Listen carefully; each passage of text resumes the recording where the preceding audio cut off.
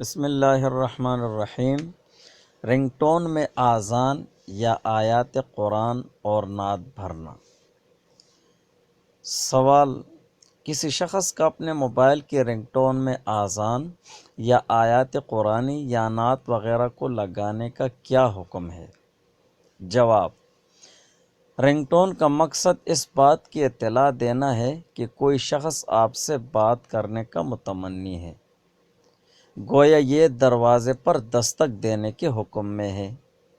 اس اطلاعی مقصد کو حاصل کرنے کے لیے قرآن پاک کی آیات یا آذان کی آواز کو استعمال کرنا بے محل ہے، بلکہ ایک درجے میں اس سے ان مقدس کلمات کی توہین کا پہلو بھی نکلتا ہے۔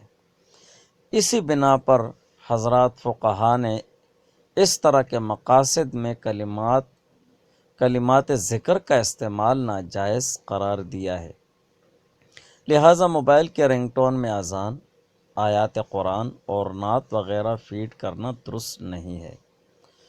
علاوہ ازیں بعض مرتبہ ایسا بھی ہوتا ہے کہ آدمی استنجا خانے میں موبائل لے کر جاتا ہے اور وہیں کال آنے پر قرآن کی آیات کی آواز آنی شروع ہو جاتی ہے۔ اس میں بھی اہانت کا پہلو نکلتا ہے، اس سے بہرحال احتراز لازم ہے۔